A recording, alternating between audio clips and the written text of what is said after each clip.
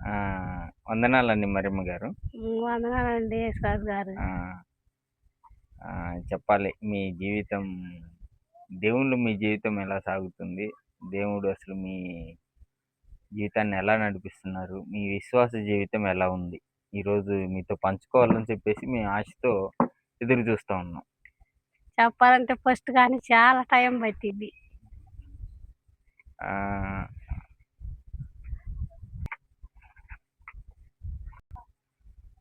వారం వారం మందిరానికెళ్తున్నారా మీరు? ఎళ్తున్నా. ఓకే. ఇప్పుడు హ్మ్. మీరు విశ్వాసంలో ఎదగడానికి మీకు బలమైన కారణం ఏంటి?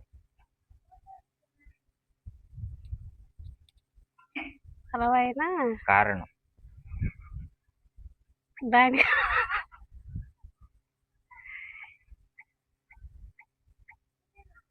చెప్పాలి. బలమైన కారణం అవుతుంది. ఇప్పుడు అంటే ఎగ్జాంపుల్ మనకేంటి అనంటే హ్మ్. ఏదైనా ఒక ఇల్లేసామనుకోండి. హ్మ్. అది గాలొచ్చినప్పుడు పోకూడదు. గాలొచ్చినప్పుడు పోయింది అనంటే దాని పునాది సరిగ్గా లేనట్టు. హ్మ్. అవునా? అవును. అయితే మరి మీ పునాది ఎలా కట్టుకున్నారు? దాని గురించి అడుగుతున్నా. అంటే మీ విశ్వాస జీవితం స్టార్ట్ కావడానికి బలమైన కారణం ఒకటుంటది. అది. కారణాలు చాలా ఉన్నాయి. ఒకటేంటి హ్మ్. బలంగా ఉండటానికి కారణాలు చాలా ఉన్నాయి. అంటే ఒకటి చెప్పండి. అంటే మీరు దీనిలో నుంచి ఒక దృఢమైన సంకల్పంతో మీరు వెళ్తా ఉంటారు కదా మందిరానికి. దానికి ఒక్కటి చెప్పండి బలమైన కారణం. అసలు నేనైతే పెళ్లి కాతలకి ప్రార్థనకెళ్ళాల. హ్మ్. తెలవదు. హ్మ్. పెళ్ళైనాక పోయా హ్మ్. ప్రార్థనకి. హ్మ్. ఓకే. హ్మ్. తర్వాత 5 సంవత్సరాల దాకా పిల్లలు లేరు. హ్మ్. తర్వాత ఇంకా చానాటికి హ్మ్. గర్భఫలం అందింది. హ్మ్. తర్వాత అందిన తర్వాత కూడా హ్మ్. చానాంతకు అంది కూడా మళ్ళీ పిల్లగాడు పుట్టిన తర్వాత చనిపోయిండు. హ్మ్. చాలా బాధేసింది. హ్మ్. ఏందయ్యా అట్ట జరిగిందని చాలా ఏడ్చుకున్నా నేను. హ్మ్. మళ్ళీ చానాటికి మళ్ళీ అందింది. హ్మ్. సంవత్సరానికి 2 సంవత్సరాలకి. హ్మ్. మరలా తీసేయాలని మళ్ళీ చెప్పారు. హ్మ్. మళ్ళీ ఏందయ్యా నా జీవితంలో అసలు ఎట్టా జరుగుతుందనుకున్నా. హ్మ్. తర్వాత తీసేయాల్సిందే అనేది ఆసుపత్రికి పోతే తీసేయాల్సిందేనంది. హ్మ్. నేనన్నా హ్మ్. నాకైతే ధైర్యం చాలట్లేదండి. మళ్ళీ వస్తాలే నన్ను ఇంటికి పంపించు అన్నా. హ్మ్. సరే ఇంటికి వచ్చా. ఇంటికొచ్చిన తర్వాత బ్యారనీకెళ్ళిపోయి హ్మ్. చాలా ఏడ్చుకున్నా. ఓకే. ఏంది యేసయ్య ఇలా జరుగుతున్నాయి అని చాలా ఏడ్చుకున్నా. హ్మ్. సరే ఏదైనా గాని నీ చిత్తం అనుకున్నా. హ్మ్. అనుకున్న తర్వాత నేను ప్రార్థన చేసుకొని అక్కడ ఒక నెల ఉన్నాం. హ్మ్. నెల ఉన్న తర్వాత మళ్ళీ ఇంటికొచ్చా. అక్కడ డాక్టర్ గారన్నారు, హ్మ్. చూపించుకున్న తర్వాత తీసేయాల్సిందేనమ్మా అన్నాడు. ఆయన ఇంజక్షన్లు చేసి చూసి కూడా హ్మ్. తీసేయాల్సిందేనన్నాడు. హ్మ్. తర్వాత మళ్ళీ ఇంటికొచ్చి సరేలే అని ఇంకా మా అమ్మ ఎవరు లేనిదని అనాథానాల పొయ్యివేంది మేమున్నాం కదా చూసుకుంటాం కదా అని ఏడ్చింది ఫోన్ చేసి. హ్మ్. సరేలేమా పోయాగా అని మళ్ళీ వచ్చా. హ్మ్. వచ్చిన తర్వాత తీసేపించుకోవడానికి పోతున్నా. హ్మ్. అక్కడి నుంచి తెచ్చిండు. హ్మ్. మా ఆయన తీసుకొచ్చిన తర్వాత అక్కడి నుంచి హాస్పిటల్ పోతున్నా. చాలా ఏడ్చుకున్నా. బట్టలు పెట్టుకున్నా. సరే ఏందయ్యా అసలు ఎట్ట జరుగుతుంది అని పోయి ఏడ్చుకున్నా, ప్రార్థన చేసుకుంటూనే ఉన్నా హాస్పిటల్ పోయినా గానీ. తర్వాత స్కానింగ్ తీసింది. హ్మ్. బానే ఉందమ్మా అని చెప్పింది. ఓకే. హ్మ్. హ్మ్. అంటే మీరు ఆ గర్భఫలం అనేది అంటే మీకు అంటే దేవుడు మీకు ఇచ్చిన బహుమానం అనుకోని అంటున్నారా? లేకపోతే బహుమానమే. బహుమానం. అంటే మీరు ప్రేర్ చేసుకున్నారా అంతకుముందు? దేవా నాకు మంచి ఆ! గర్భఫలాన్ని ఇచ్చి ఓకే. అప్పుడు ఎవరు విశ్వాసంలో ఉన్నారు? అప్పుడు వాళ్ళ సాలొచ్చింది, ఈళ్ళ సాలొచ్చింది అనేవాళ్ళు. హ్మ్. చాలా బాధేసేది. ప్రార్థనకు పోతున్నా గానీ, వాళ్ళ సాలొచ్చింది, ఈళ్ళ సాలొచ్చింది, పుట్ర అది ఇది అని అనేవాళ్ళు. హ్మ్. నేను ఎవరి వైపు చూడలేదు, దేవుడి వైపు చూసా. హ్మ్. ఎవరన్నా పట్టించుకోలేదు. ఓకే. హ్మ్. ఆయనిస్తేనే హ్మ్. గర్భఫలం అయింది. హ్మ్. ఇంకా అక్కడికి పోయి చూపించుకుందాం, ఇక్కడ పోయి ఏదో చేద్దాం అని అన్నారు గానీ, ఏమీ చేయలా నేనైతే. హ్మ్.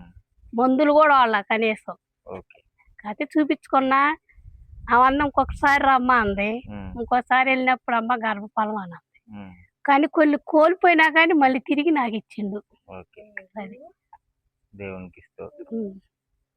అయితే మీరు అప్పుడు మందిరానికెళ్ళేవాళ్ళా మీరు? ఎళ్ళేదాన్ని. ఎక్కడికి? మన యాండ్రూస్ గారి అక్కడికే దగ్గరికెళ్లారు. ఎళ్ళి పాస్టర్ గారి అవును. దగ్గరికెళ్లారు. అక్కడ మళ్ళీ చేజనకి పోయి గూడా ఆయన చేత వారం వారం ప్రేయర్ చేపించుకునేదాన్ని హ్మ్. ఫోన్‌లో. హ్మ్. ఆ! అక్కడ ఆమె గూడా పాస్టరమ్మ గారు హ్మ్. సత్తెనపల్లి చూపిచ్చింది. హ్మ్. వాళ్ళ ఫ్యామిలీ డాక్టర్ ఉంటాడు రామ్మ, అరుణ్ కుమార్‌కి ఏం తెలుసంటే, హ్మ్. ఆమె గూడా అంతే జెప్పింది. హ్మ్. సరేలే అని నేను చేజనకెళ్ళా. హ్మ్. ఎళ్ళిన తర్వాత బాగుందని చెప్పిన తర్వాత వాళ్ళు ప్రార్థన జేశారు. హ్మ్. ఇప్పుడు మీరు మీ ప్రార్థన దేవుడు విన్నారని అనుకుంటున్నారా? దైవజనులు ప్రార్థన చేసినందుకు నా మీకు ప్రార్థనే దేవుడు వినడనుకో. మీ ప్రార్థన దేవుడు. ఆయన గూడా జెప్పిండు. హ్మ్. ఆళ్ళ భర్తకైతుందో లేదో తెలవదు గానీ, హ్మ్. ఆ అమ్మాయికి మాత్రం మంచి విశ్వాసం ఉంది. హ్మ్. చాలా మందికి చెప్పింది గూడా. హ్మ్. గర్భఫలం అందింది ఓకే. అని చెప్పింది. హ్మ్. ఓకే. దేవునికి మహిమ కలుగును గాక. అయితే ఇప్పుడు మరి మీ భర్త గారు అప్పటికి దేవునిలో నడుస్తున్నారా? అప్పుడు బానే వచ్చేవాడు చర్చికి. హ్మ్. ఆ! హుహు. ఫస్ట్‌లో బానే వచ్చిండు. హ్మ్. మళ్ళీ మధ్యలో ఏమన్నా బ్రేక్ అయిపోయాడా? ఆ! అంటే లోకాశలతో. ఆ! ఎలా ఉండేవాడు? బాగా తాగేవాడు, హ్మ్. తిరిగేవాడు. హ్మ్. ఇంకా చెప్పుకోలేనన్నుండేయి. హ్మ్. ఆ! ఎప్పుడొస్తదో తెలిసేది గాదు. హ్మ్. ఎప్పుడు పనుకుంటాడో తెలిసేది గాదు. హ్మ్. ఎప్పుడు లేచి చెప్పకుండా ఎటుపోతాడో గూడా తెలీదు. హ్మ్. కళ్ళు 1 దాకా, 2 దాకా కాయలు కాసేదాకా చూసేదాన్ని. హ్మ్. సరే తాగుబోతోడైనా ఇంటికి రావాలని కోరుకుంటా. హ్మ్. సరే పొగలు కనిపించకపోయినా హ్మ్. ఎప్పుడొత్తడా అని చూసేదాన్ని. హ్మ్. హ్మ్. ఓకే. మరి మీ భర్త ఇప్పుడు విశ్వాసంలోనే ఉన్నాడా?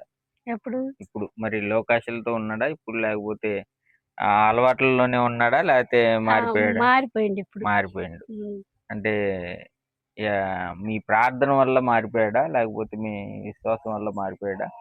ఎలా? ప్రార్థన వల్ల అంటే మీరు చేసినటువంటి ప్రార్థన వల్ల వాళ్ళకి మీ భర్త గారికి మారుమనసు దక్కిందా? అవును. నేను చేసిన ప్రార్థన వల్లే దక్కింది. అంతేనా? అవును. ఇప్పుడు మరి మామూలుగా మా నార్మల్ స్థితిలోనికొచ్చాడయితే. ఆ! హ్మ్. దేవునికి స్తోత్రం.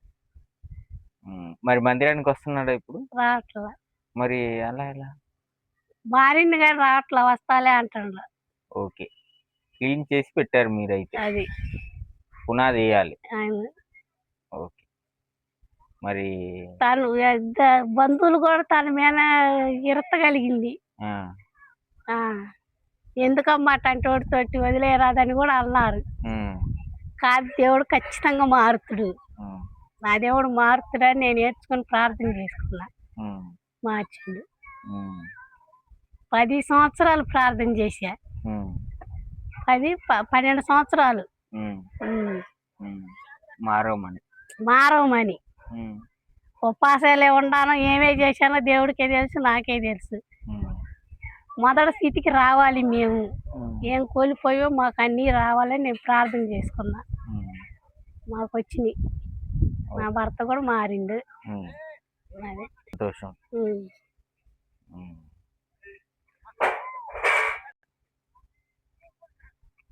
ఓకే. మీ జీవితంలో జరిగింది ముఖ్యమైనవి అవంటారు. ఓకే. మరి మీరు అంత విశ్వాసంలో అయితే బలంగానే ఉన్నారు ఇప్పటికి. ఉండాలి, ఇంకా ఉండాలి గూడా. చాలా హ్మ్. తక్కువగా కొద్దిగా పనుల వల్ల అలిసిపోయి, హ్మ్. కొద్దిగా ప్రార్థనే తక్కువగుంది. కాపోతే హ్మ్. మనసంతా మనసులో ఉంటది. కాపోతే హ్మ్. ఒక గంట అలా కేటాయించి చేయలేకపోతున్నా. ఓకే. అది. కానీ నిజం ఒప్పుకున్నావు చూడు తల్లి. అది నీకు దేవుడు నువ్వు ప్రార్థన చేయకపోయినా ఆ నిజం ఒప్పుకున్నావు చెయ్యాలని గదా! చాలా ఆశే. దానికి మాత్రం హ్యాట్స్ ఆఫ్ చేయొచ్చు. నేనైతే చెయ్యాలని చేస్తా. చాలా ఆశగా ఉంటది నాకు. హ్మ్. కానీ ఈ పనుల వల్ల అలసటగా ఉండి హ్మ్. అట్టా ఉంటది. మళ్ళీ చాలా బాధేసిద్ది. హ్మ్. అయ్యో! ప్రార్థన చేయలేకపోతున్నా పనుల వల్ల అని హ్మ్. అదొక ఫీలింగ్ కలిగిద్ది నాకు. ఓకే. హ్మ్. హ్మ్. కానీ ఏదేమన్నా గానీ ఉదయం గానీ, సాయంత్రం గానీ హ్మ్. నా మనసులోనైనా గానీ, ఒంటరిగా అయినా గానీ, ఖాళీగా కూర్చున్నా గానీ హ్మ్. ప్రార్థన అనేది చేసుకుంటా. ఓకే. ఒకవేళ నేను చేలోనైనా చేసుకుంటా. నోట్లోనైనా. హ్మ్. హ్మ్. మంచిది. చాలా సంతోషం. హ్మ్. హ్మ్. ఓకే. ఇప్పుడైతే మిమ్మల్ని దేవుడు సమృద్ధిగా ఆ! ఆశీర్వదిస్తున్నాడు. ఆశీర్వదించిండు. ఓకే. ఏ ఓకే. అప్పుడు మీరు ప్రార్థన చేసినప్పుడు మీ పాప ఇప్పుడేం చేస్తున్నారు? పెద్దోళ్ళయిపోయారా? ఆ! పెద్దోళ్ళయ్యారు. ఉందా ఇక్కడ మీ పాప? ఆ! ఓకే. డిగ్రీ చదువుతుంది. హ్మ్. ఒకవేళ ఆ స్థితిలో ఉంటే నేను ఈ పిల్లను చదివించలేమేమో హ్మ్. అని బాధేసేది నాకు. హ్మ్. కానీ ఆయనే అన్నీ సరిదిద్దకొచ్చిండు. హ్మ్. ఆ పిల్ల చదివటానికి గూడా మాకు సమకూరుస్తుండు. ఓకే. హ్మ్. అయ్యో! 10 అయిపోయింది. హాస్టల్‌లో చేరవాలంటే డబ్బులు లేవు. ఎట్టా అనుకునేదాన్ని నేను. హ్మ్. పిల్ల చదివించలేమేమో, మళ్ళీ తీసుకెళ్లాల్సొచ్చిద్దేమో, హ్మ్. ఎట్టాగని ముందు ఆలోచిచ్చేదాన్ని. హ్మ్. ఆ టయానికి వాళ్ళకి చదువునిచ్చిండు, నా భర్తను మార్చిండు, ఓకే. సమృద్ధినిచ్చిండు. హ్మ్. ఓకే. చాలా నిండు వందనాలు తల్లి. మంచి హ్మ్. సాక్ష్య జీవితం మాతో పంచుకున్నందుకు. ఇంకా దేవుని చిత్తమైతే మరొకసారి మిమ్మల్ని ఇలా కలిసి మరొకసారి మీ యొక్క సాక్ష్య జీవితాలు చాలా ఉంటున్నాయి అన్నారు గదా! వాటిని గూడా పంచుకోవడానికి దేవుని చిత్తమైతే మరొకసారి కలుసుకుందాం. వందనాలు తల్లి. వందనాలయ్య.